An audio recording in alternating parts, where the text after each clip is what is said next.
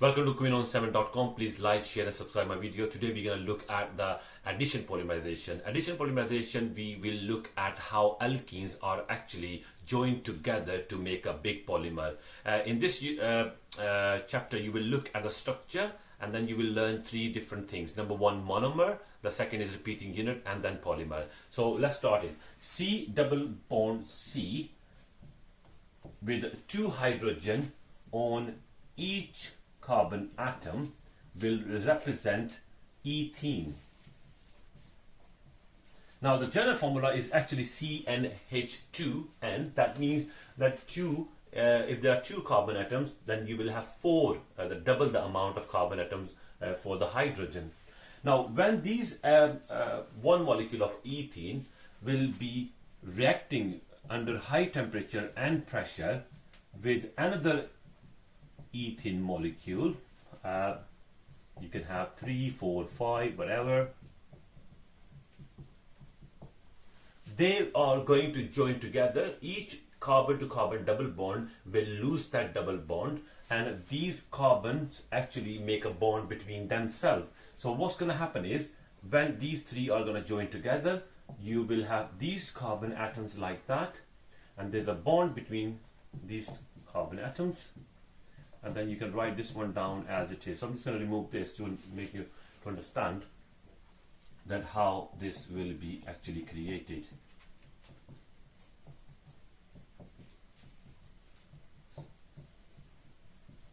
Now look at these ones. The carbon to carbon double bond has actually been lost. What's going to happen is, because it's been lost, so that electron pair which is shared between the 2 carbon atoms to make a covalent bond, they will actually make that covalent bond with this carbon atom. So each carbon atom share the electron with each other and they break the double bond, and this carbon atom will actually make another bond with on the other side with another ethene molecule.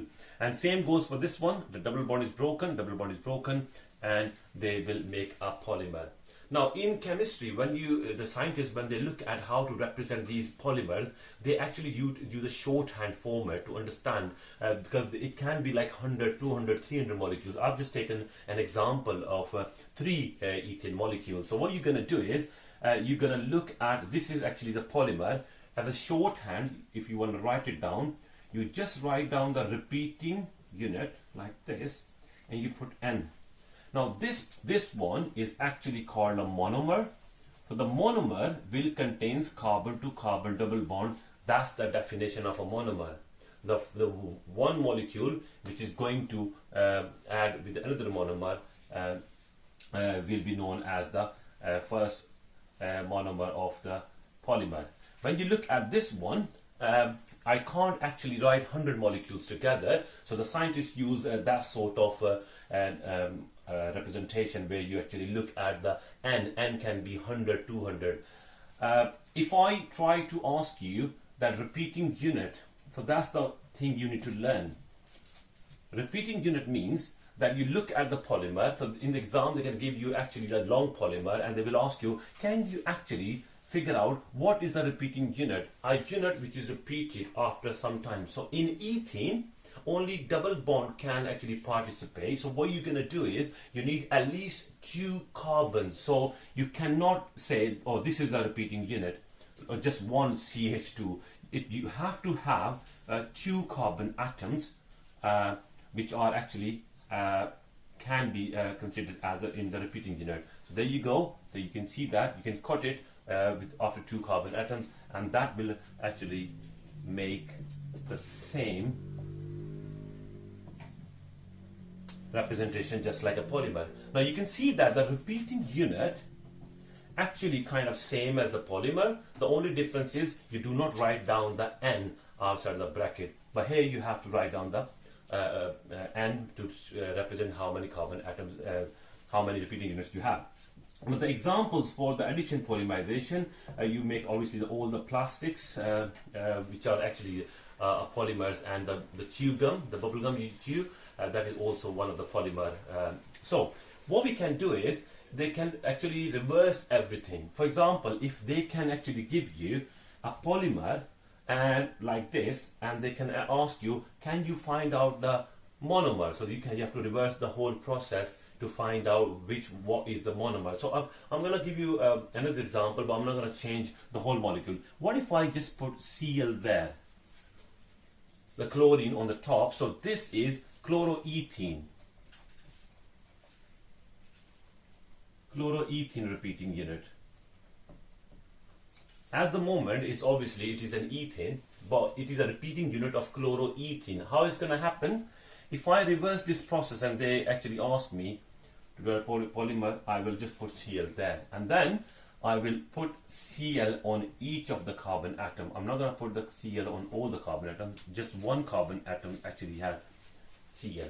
Now, when you say one molecule, it is a monomer. When you say poly, it's more than one.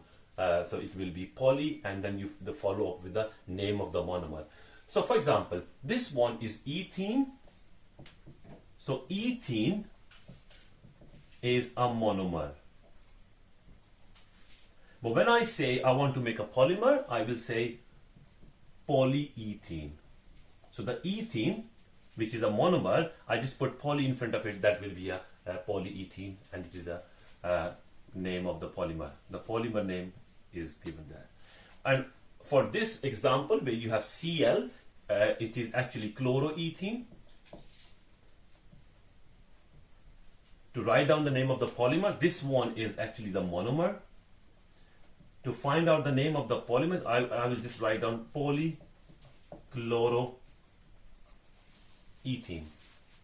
Now, I was thinking not to go further, but there's a misconception. When you look at the actual examples, they actually very complicated when they actually talk about 3 carbon atoms. So we're just going to look at how we can actually change that. So for example, if I remove all of this,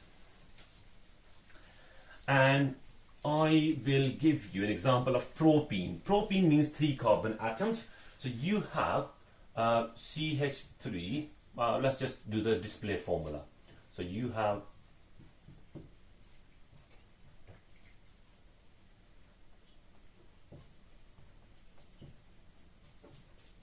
hydrogen, hydrogen, hydrogen, hydrogen, hydrogen, hydrogen. 3 carbon atoms, so it will be known as propene. Now, when you say propene, and it is actually a monomer. To make the polymer of propene, all you have to do, you have to open this double bond. I don't have to draw all three of them. All you have to do, you have to open the double bond. Now, I want to give you a technique to actually understand it. What you need to do, when you actually get this sort of monomer, where you actually have a double bond between the 2 carbon atoms, and you also have another carbon atom which it doesn't have any involvement in the double bond, so that it cannot participate in the additional polymerization. It cannot participate, obviously, because it has a carbon-to-carbon single bond. So all you have to do is you draw. If you want to draw a polymer, you will actually draw that double bond first. You will say carbon to carbon double bond. Let's just say you have carbon to carbon double bond. Now, on each carbon atom, whatever the groups are there, you're going to draw in a straight line like this, rather in the diagonal position. So hydrogen, hydrogen for this one, hydrogen.